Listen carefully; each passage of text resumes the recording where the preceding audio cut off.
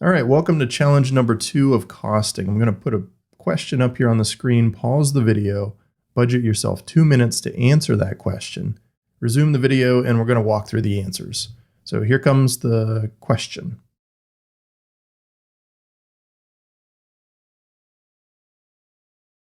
All right, welcome back. If I look at the question, there's a few things that pop out at me.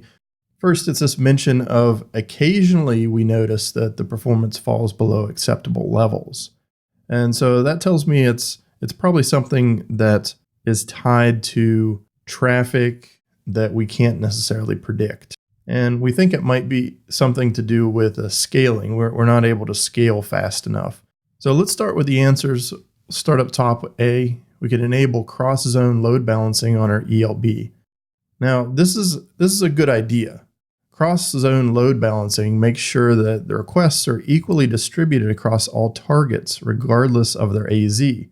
So if by chance we scaled disproportionately, maybe we're using spot instances and we scale in one AZ more heavily because the price is lower, then we're not going to be able to fully utilize all those instances if we don't have cross-zone load balancing enabled, because otherwise the ELB is just going to do a round robin type distribution and allocate to whatever resources are available in the AZ that received the request.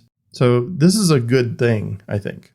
Option B says we can purchase a dedicated host in US2 West and ensure that our instances are spun up in the auto-scaling groups, get assigned to the dedicated hosts. On the surface, this sounds like a good idea, but it's flawed in one important way.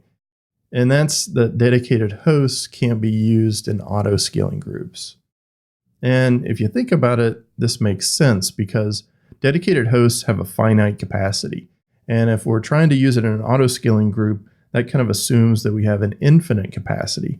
That's why dedicated hosts aren't supported, is because once we hit that capacity, then there's nowhere else to go. So I'm going to eliminate this one. Option C says we can purchase some scheduled instances for the most common poor performance times. This might work, but it seems we don't really have much of an indication around when the load might come. So I'm going to eliminate this one.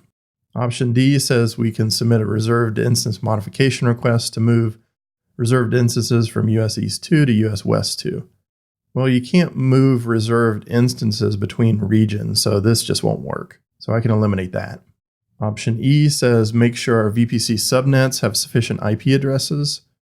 And depending on our subnet mass, if we have relatively small subnets, this might be a concern because if we run out of IPs, we're not going to be able to auto-scale.